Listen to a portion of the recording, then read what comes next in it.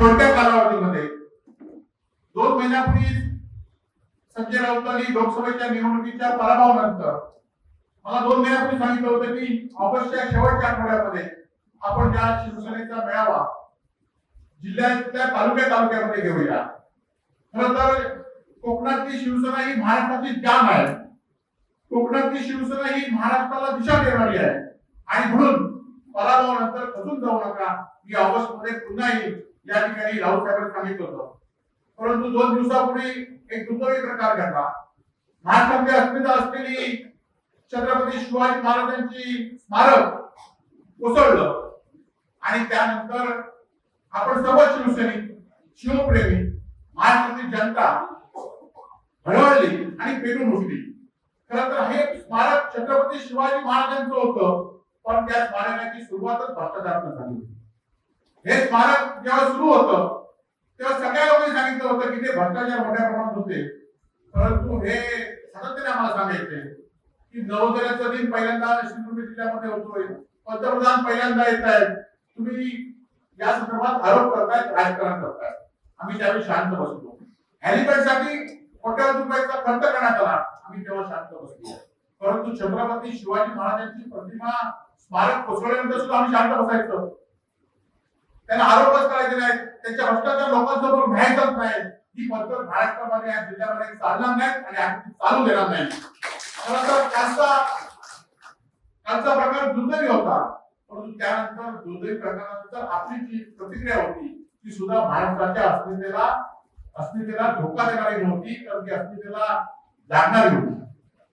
आज आपण शांततेच्या मार्गात मोर्चा निघाला होता, परंतु या मोर्चामध्ये सुद्धा आपल्या भ्रष्टाचाराची कुठे तत्व वेगळी झाली. खरं तर या सार्वजनिक बांधकाम मध्ये या जिल्ह्यामध्ये हजारो कोटीचा या ठिकाणी भ्रष्टाचार झालेला आहे. जी कामं झाली ते काम प्रत्येक कामामध्ये भ्रष्टाचार झालेला आहे आणि हा भ्रष्टाचाराचा पैसा कालच्या लोकसभेच्या निवडणुकीच्या वेळी प्रत्येक मतदाराला वाटण्याचा पाप नारायण आणि रवींद्र चव्हाण यांनी केला. खरं तर तुम्ही खासदार झाला असाल, परंतु तुम्ही भ्रष्टाचाराचा खासदार झाला. आज खासदारांची प्रतिमा तुम्ही कालच्या प्रकारानंतर धुळीस मिळवली आहे. खरं तर तुम्ही जी दादागिरी म्हणताय, घरात घुसून मात्र म्हणताय, तुम्ही आणि ते अडवले म्हणताय, परंतु ही दादागिरी 10 वर्षापूर्वी 15 वर्षापूर्वी खासदार संजय राऊतांच्या नेतृत्वाखाली मोडून काढली हे तुम्ही विसरू नका. आज दुसऱ्या एखादी निवडणूक जिंकली असाल, परंतु आमची हिंमत तुम्ही जिंकली झाली नाही. आम्ही हिंमत येणाऱ्या लोकसभा विधानसभा निवडणुकीमध्ये आम्ही महाराष्ट्र दाखवून देऊ की हिंमत त्या ठिकाणी काय. तर आज छत्रपती शिवाजी महाराजांच्या प्रतिमेच्या विध्वंसानंतर ज्या प्रकारे मालवणच्या जनतेने, मालवण तालुक्याच्या जनतेने किंवा सिंधुदुर्ग जिल्ह्याच्या जनतेने ज्या प्रकारे बंद दाखवला, ज्या प्रकारे प्रतिक्रिया दाखवल्या, त्या प्रतिक्रियेमुळेच काही लोक आपल्या भूमिका दाखवतात. आता खरं तर काही प्रकरणामध्ये माझं नाव जोडलं जातात. खरं तर या विधानसभाचा प्रतिनिधी लोकप्रतिनिधी आहे. खरं तर प्रत्येक प्रसंगाला, छोट्या मोठ्या प्रसंगाला या ठिकाणी ताबडतोब हजर असतो हे आपल्या सर्वांना माहिती आहे. खरं तर छत्रपती शिवाजी महाराजांची प्रतिमा सुरुवातीला त्या ठिकाणी पहिला मी गेलो. ही खरं तर मी त्या ठिकाणी या लोकप्रतिनिधी असल्यामुळे, माझं अस्तित्व, माझं नातं, माझं हृदय या जिल्ह्यामध्ये, या मावळमध्ये असल्यामुळे मी कुठे मुंबईत राहत नाही, तर मी या जिल्ह्यामध्ये राहतो आणि त्यामुळे सुखदुःखाविषयी मी त्याच वेळी त्या ठिकाणी उपस्थित असतो. आणि मी कालच्या प्रतिनिधी दिवसात आम्ही सगळेच सहकारी आम्ही ताबडतोब त्या ठिकाणी गेलो.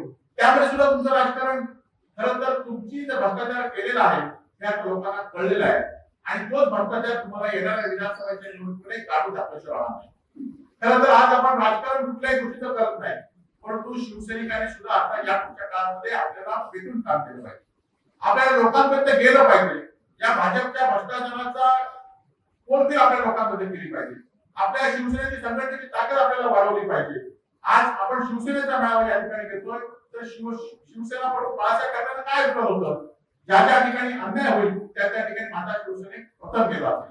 ज्या ज्या ठिकाणी महिलांवर, खरं तर माझ्या सहकारी शिल्पा कपूर असतील, आमच्या गोरी महेकर असतील, त्यांनी आमच्या तोरणकर ताई असतील, आमच्या शिंदे मॅडम असतील, या सगळ्यांनी झुंज जी दिली आहे.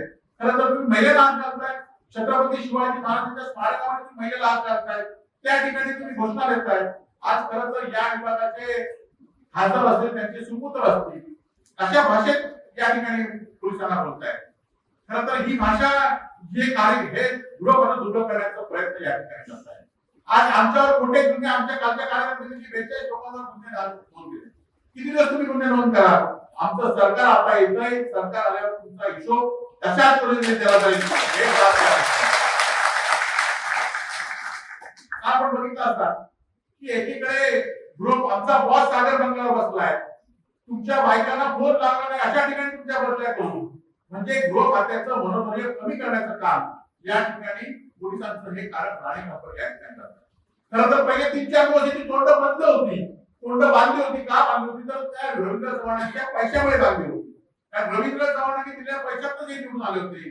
परंतु काय मात्र त्याला कोणता तरी आदेश आला असेल, कुठल्या तरी बंगल्यावरच्या बॉसचा आदेश आला असेल की आदित्यना अडवा, या शिवसैनिकांना चेतून घाला, ह्याचा विरोध कमी करा.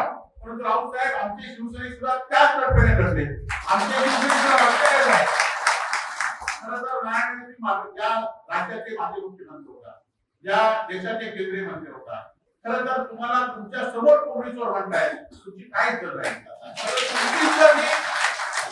ज्या लोकसभेचे तुम्ही लोकप्रतिनिधी आहात, खरं तर त्याप्रमाणे तरी तुम्ही या ठिकाणी तुमची इज्जत ठेवा. आज तुम्ही जेव्हा दुसऱ्याला हात दाखवाल, दुसऱ्याला कमी लेखाल, दुसऱ्याला जेव्हा बोलाल, तेव्हा ते हात आम्ही सुद्धा या ठिकाणी बोलू शकतो. आम्ही तुम्ही ज्या पद्धतीने रस्त्यावर येत आहे, खरं तर आम्ही सुद्धा रस्त्यावरच कार्य करतो. आमच्या आगे नाही पिछे नाही, आमच्याकडे काय केंद्राचे बॉडीगार्ड नाहीत किंवा राज्याचे बॉडीगार्ड नाहीत. आम्ही आहोत ते असे आहोत. आणि निश्चितपणे शिवसेना प्रमुखांना जे अपेक्षित असेल ते काम राऊतसाहेब आम्ही तुमच्या मार्गदर्शनाखाली, मोदींच्या मार्गदर्शनाखाली आणि तुमच्या मार्गदर्शनाखाली विनायक राऊतांच्या निश्चित करू. आज तुमचा फक्त आम्हाला विश्वास पाहिजे, तुमची साथ पाहिजे, तुमचं मार्गदर्शन पाहिजे. मला आठवतं की लोक खरं तर राऊतसाहेबांच्या नेतृत्वाखाली मला एक राऊतसाहेबांचा फोन आला की तुम्हाला उद्धवजींशी बोलायचं आहे म्हणून. मी बोललो, उद्धवजी मला सांगितलं की तुम्हाला शिवसेना द्यायचं आहे. ताबडतोब त्या दिवशी राऊतसाहेबांना भेटणार शिवसेनेमध्ये आलो. आम्ही कुठली अपेक्षा ठेवली नाही. आम्हाला माहिती होतं की संघर्ष होतच राहणार.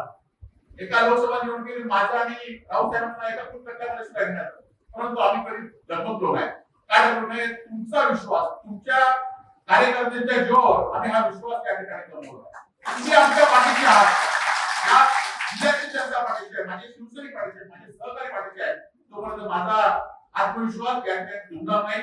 माझ्यावर किती गुन्हे नोंद करा, किती माझ्यावर या ठिकाणी तुम्ही आरोप करा, आम्ही हलणार नाही. आम्ही छत्रपती शिवाजी महाराजांच्या जी प्रतिमा दिली आहे, छत्रपती महाराजांची आम्हाला शिकवण दिली आहे.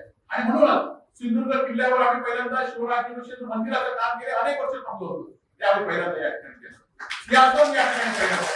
छत्रपतींना किल्ल्याचं सुशोभीकरण काम आम्ही केलं. परंतु हे मात्र आपलं स्वतःचं नाव असलं पाहिजे, स्वतः काही वेगळं करून दाखवलं पाहिजे. म्हणून हा राजकोट किल्ला सुशोभीकरण केलं.